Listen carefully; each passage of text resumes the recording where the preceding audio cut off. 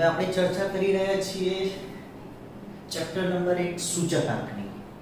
તો અગાઉના વિડિયોમાં આપણે વિભાગ સી અને ડી ની ચર્ચા કરી હતી. આજે આપણે જોઈશું વિભાગ ઈ ના દાખલા નંબર 6 ની.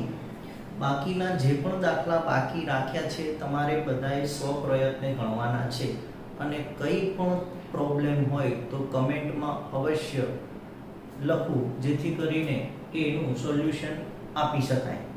ઓકે, તો આપેલું છે દાખલા નંબર 6 વિભાગ ઈ. રકમમાં ધ્યાન આપો. શું કીધું છે કે વર્ષ 2010 ના સાપેક્ષમાં વર્ષ 2015 માં ઘઉંના ભાવ 70% વધે છે. ઘઉંના ભાવમાં શું થાય છે? 70% વધે છે. એટલે ટકાવારી 70 પ્લસ થાય છે. શું થાય છે? 70% વધે છે.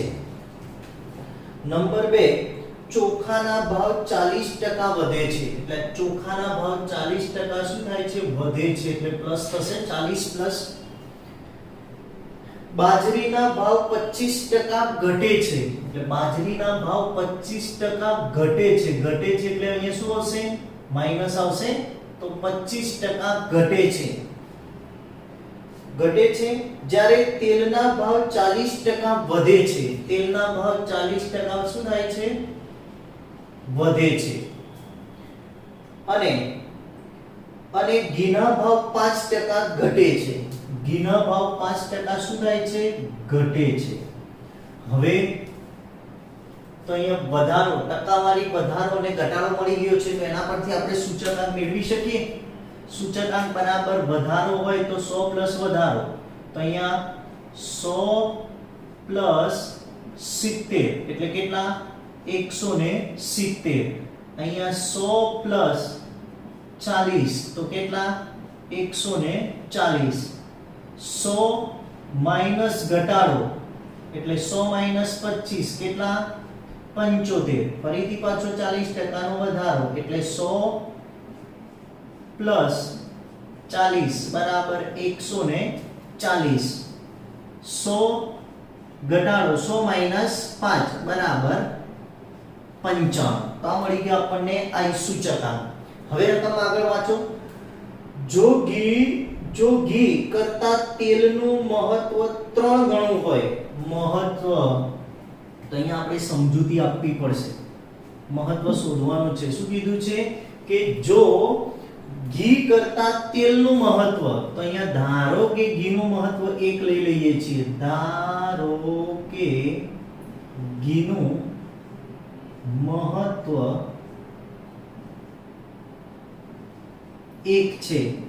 તો શું કીધું છે કે જો ઘીનું મહત્વ ઘી કરતા તેલનું મહત્વ 3 ગણું હોય. કેટલું હોય? તો અહીંયા તેલનું મહત્વ શું થશે? તેલનું મહત્વ કેટલું થશે? 3 થશે. એટલે ઘીનું મહત્વ 1 છે ત્યારે તેલનું મહત્વ કેટલું થયું? 3. આગળ વાંચીએ. ગણું હોય તથા ચોખાનું બમણું હોય. તથા ચોખાનું શું હોય? બમણું. બમણું એટલે 2 ગણું થશે. તેલ ઘી કરતા બમણું હોય. અને ઘઉં તથા બાજરી દરેકનું મહત્વ ચોખા કરતા બમણું હોય. હવે આ બે વધ્યા ને? શું વધ્યું? ઘઉં અને બાજરીનું મહત્વ ચોખાના મહત્વ કરતા બમણું હોય. તો 2 છે તો 2 ના બમણા કેટલા? 4. તો આનું મહત્વ શું થઈ જશે? બંનેનું 4. એટલે આ મળી ગયો આપણને ભાર. શું મળી ગયો? ભાર. હવે આપણને કીધું છે કે તો ખોરાકની આ પાંચે વસ્તુઓના સમૂહના ભાવનો સૂચકાંક શોધો અને તેનું અર્થઘટન કરવાનું છે. તો ખોરાકની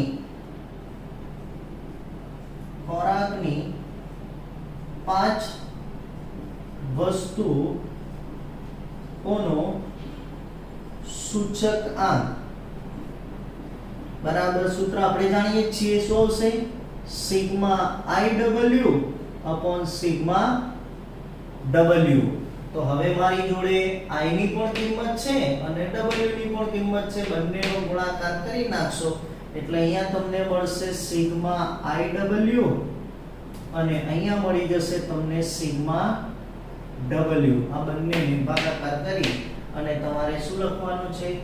ખોરાકનો સૂચકાંક શોધવાનો છે. એના પછી તમારે નીચે લખવાનું છે એનું અર્થઘટન. તો અર્થઘટનમાં તમારે લખવાનું કે ચાલુ વર્ષની સરખામણીએ આધાર વર્ષ અથવા આધાર વર્ષની સરખામણીએ ચાલુ વર્ષમાં જેટલા ટકાનો વધારો આવે સૂચકાંક જે આવે એમાંથી 100 શું કરી નાખવાના? માઈનસ એટલા ટકાનો શું થયો હશે? વધારો થયો હશે. એવું અર્થઘટનમાં લખવાનું કે ચાલુ વર્ષ 2015 આધાર વર્ષ 2010 ની સરખામણીએ વર્ષ 2015 માં ખોરાકની 5 વસ્તુઓમાં થયેલો વધારો એટલે જે સૂચકાંક મળે એમાંથી 100 માઈનસ કરીને જે આવે તમારે શું બતાવી દેવાનો? વધારો. આ એનું શું કહેવાશે? અર્થઘટન. એટલે સમ તમારે જાતે ગણવાનો છે. એના પછી અગાઉ વાત કરીએ બાકીના જે પણ સમ છે વિભાગ ઈના એ તમારે સ્વપ્રયત્ને જ ગણવાના રહેશે. કંઈ પણ પ્રોબ્લેમ હોય કોઈ પણ સમમાં તો એ કમેન્ટમાં અવશ્ય લખી દેવી જેથી કરીને એનો અલગ એક આપણે વિડિયો બનાવીશું. જોઈએ આગળ વિભાગ ઈમાં. એમાં પણ દાખલા નંબર 6 છે. F માં દાખલા નંબર 6 કીધું છે રકમ છે કે એક અમદાવાદ શહેરના વર્ષ 2014 અને વર્ષ 2015 ના સૂચકાંક તમને આપી દીધેલા છે. જીવન નિર્વાહ આધારિત એટલે ઔદ્યોગિક કામદારોના જીવન નિર્વાહ વસ્તુઓના સમૂહના સૂચકાંક અને ભાર અંગેની માહિતી નીચે આપવામાં આવી છે. તે પરથી ઔદ્યોગિક કામદારોના જીવન નિર્વાહ ખર્ચના સૂચકાંક શોધવાનો છે. અને જો કામદારના વેતનમાં વર્ષ 2015 માં 5% નો વધારો કરવામાં આવે તો વર્ષ 2015 ના ભાવ વધારા સામે રક્ષણ આપવા માટે તે પૂરતો છે. એટલે વર્ષ 2014 અને વર્ષ 2015 બંનેના સૂચકાંક આપી દીધેલા છે 5 વસ્તુઓના. તો હવે આ જે વર્ષ 2015 માં એને 5% નો વધારો આપવામાં આવ્યો એ વધારો એ મોંઘવારીને પહોંચી વળે એવો છે કે નહીં? બરાબર યોગ્ય આપ્યો છે આ પ્રમાણે જે સૂચકાંક આપ્યો છે તો એ પ્રમાણે તમારે ગણવાનું રહેશે. વર્ષ 2014 નો સૂચકાંક શોધીશું અને વર્ષ 2015 નો જીવન નિર્વાહ ખર્ચનો સૂચકાંક શોધી નાખવાનો 5 વસ્તુઓ માટે. એટલા માટે તમને જો ભાર આપેલો છે વર્ષ 2014 નો સૂચકાંક એને આપણે I1 લઈ લીધું. એના પછી ભારની સાથે વર્ષ 2015 નો જે સૂચકાંક આપ્યો છે એને આપણે શું ગણી લઈશું? I2. એટલે અહીંયા બે સૂચકાંક આપણે શોધવાના થશે. તો પહેલો આપણે શોધવાનું થશે વર્ષ 2014 નો જીવન નિર્વાહ ખર્ચનો સૂચકાંક જેને આપણે સૂત્ર ગણીશું શું? Sigma WI1 upon sigma W. અને બીજો શોધીશું વર્ષ 2015 નો જીવન નિર્વાહ ખર્ચનો સૂચકાંક. તો આના માટેનું સૂત્ર શું થઈ જશે? Sigma WI2 upon sigma W. તો અહીંયા પહેલા આપણે I1W અરે IW1 સોરી અહીંયા આપણે I1 લેવાનું થશે W એકના ઇક્વેશન. તો અહીંયા શોધીશું I1W અને I2W ની કિંમત શોધીશું. તો ગુણાકાર કરવા માટે દરેક જણ જોડે કેલ્સી અવશ્ય હોવું જોઈએ. તો કેલ્સી લઈ લો દરેક જણ જોડે.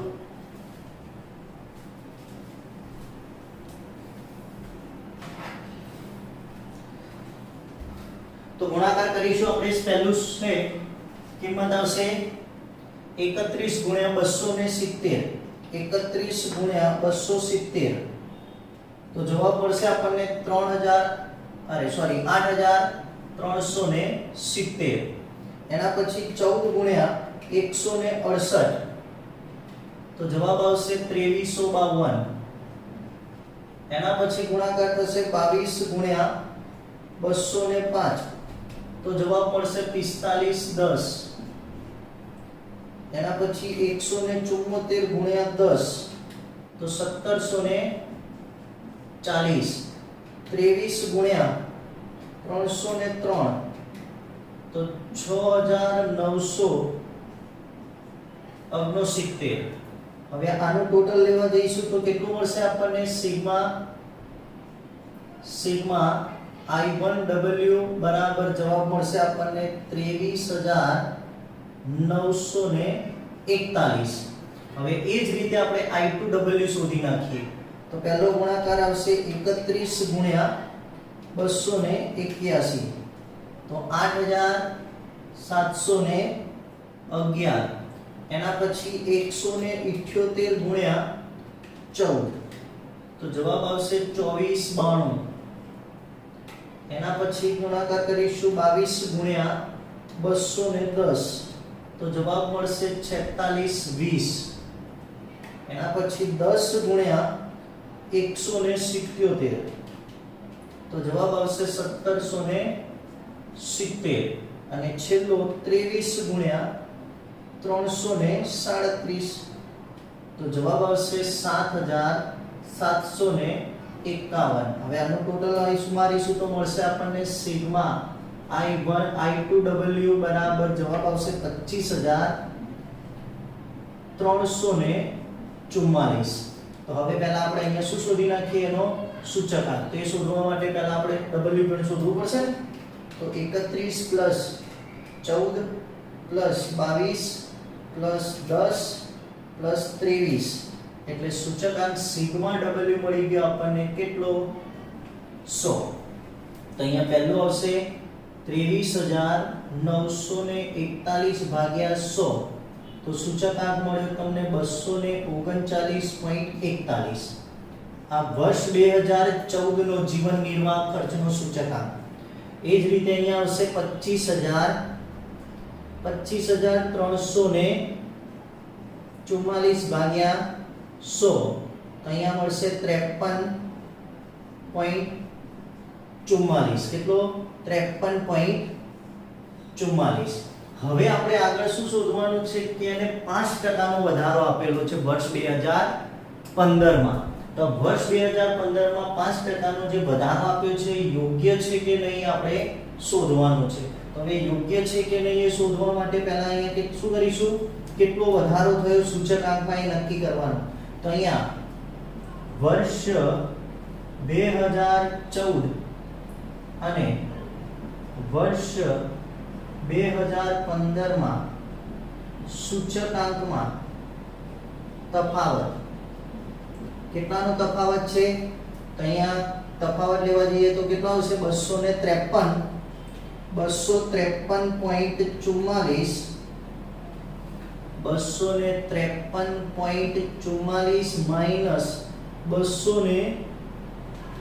માઈનસ 239 પોઈન્ટ કેટલા? 41.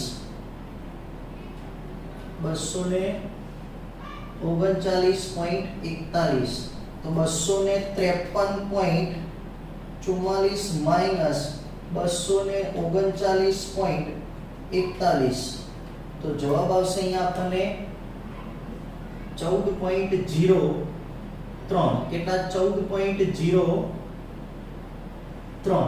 એટલે સૂચકાંકમાં આટલા ટકાનો શું થયો છે? સૂચકાંકમાં વધારો થયો છે. હવે એને 5% લેખે સૂચકાંક આપેલો છે એટલે રકમ આપણે જોઈ લઈએ તો આપણે કીધું છે કે સરખામણીએ હવે ટકાવારી આપણે શોધવાની સરખામણી કરવાની છે વર્ષ 2015 સાથે.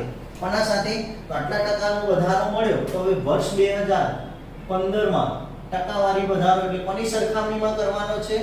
વર્ષ 2014 ની સરખામણીમાં. તો વર્ષ 2014 નો જે સૂચકાંક આવ્યો એ અને જે તફાવત આવ્યો એની ટકાવારી શોધવાની છે. તો અહીંયા વર્ષ 2015 માટે ટકાવારી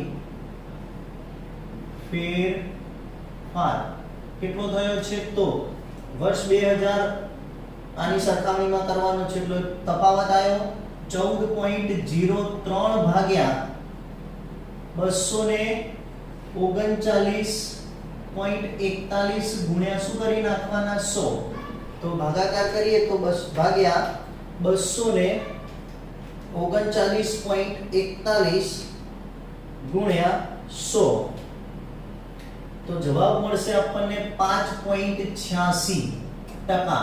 તો એક્ચ્યુઅલમાં એને વર્ષ 2015 માં કેટલા ટકાનો વધારો આપવો જોઈએ? 5.86, પણ મળે છે એને કેટલાનો? તો 0.86. તો 0.86 નો એને શું થશે? નુકસાન જશે. તો અહીં કામદારના વેતનમાં થયેલ નુકસાન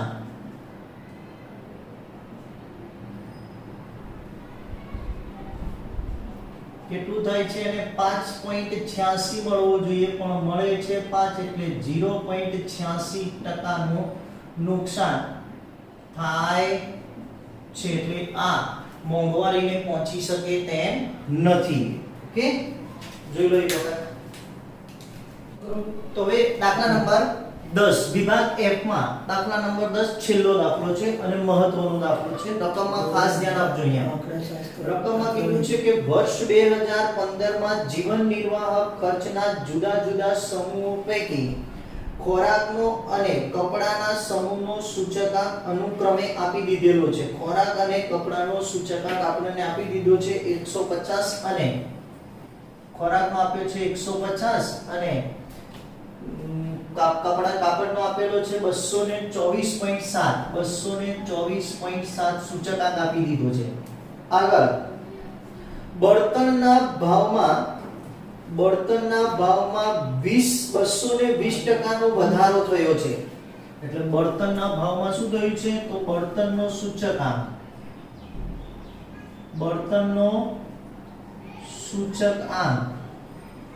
હવે 220% નો વધારો થયો છે. તો સૂચકાંકમાં આપણે શું કરીશું?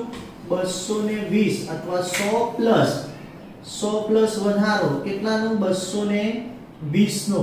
તો અહીંયા થશે 320. કેટલા આવશે અહીંયા? 320. તો બળતણનો સૂચકાંક લખીશું આપણે 320. આગળ વાત કરીએ. આગળ શું કીધું છે? વધારો થયો છે. ભાડાનો ખર્ચ 4000 થી વધીને 6000 છે. હવે ભાડાનો સૂચકાંક શોધવાનો છે. તો ભાડાનો સૂચકાંક, તો ભાડું કેટલું હતું? 4000 થી વધીને 6000 થઈ ગયું છે. એટલે ચાલુ વર્ષનું કેટલું ભાડું છે? 6000, અને હતું કેટલું? 4000. એના ગુણ્યા શું કરી નાખવાના? 100. તો 4000 ભાગ્યા 6000 ભાગ્યા 4000 ગુણ્યા 100. તો સૂચકાંક મળશે આપણને 150. તો ભાડાનો સૂચકાંક કેટલો થયો? 150. આગળ વાત કરીએ. આગળ શું કીધું છે આપણને? કે અને પરચુરણ ખર્ચ 1.75 ગણો વધ્યો છે. તો પરચુરણ ખર્ચ 1.75 ગણો પહેલા વધ્યો છે. ગણામાં આપેલું છે કે પરચુરણ ખર્ચ માં વધારો 1.75 ગણો વધ્યો. તો ખર્ચનો સૂચકાંક પરચુરણ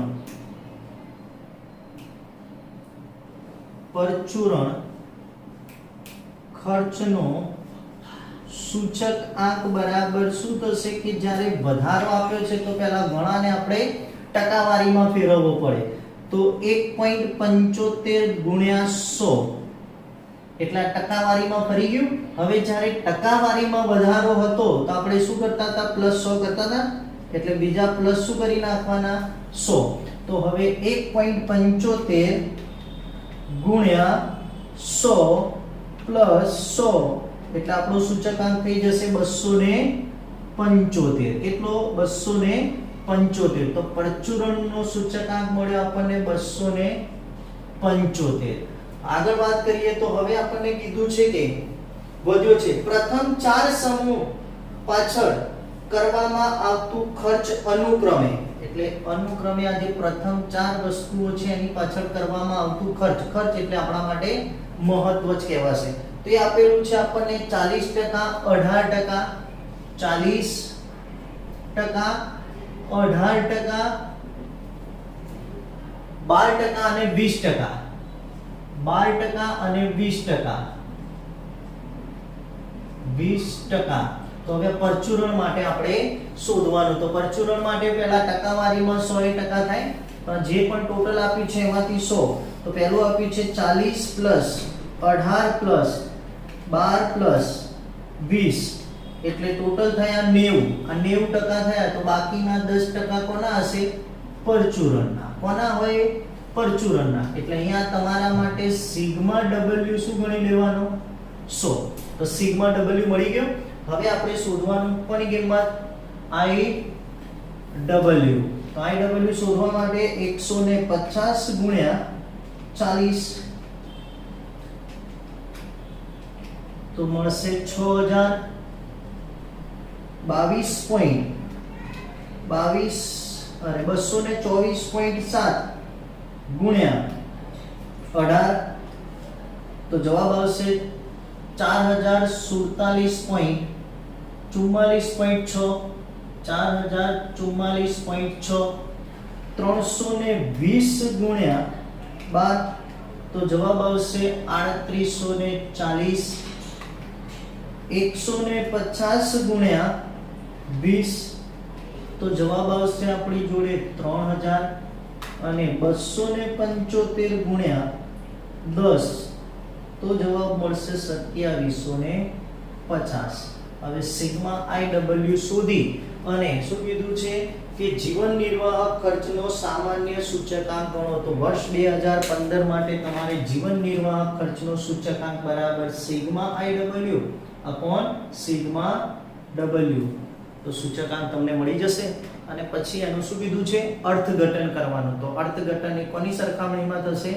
આધાર વર્ષની. તો આધાર વર્ષની સરખામણીમાં વર્ષ 2015 માં થયેલ ટકાવારી ફેરફાર તમારે બતાવી દેવાનો.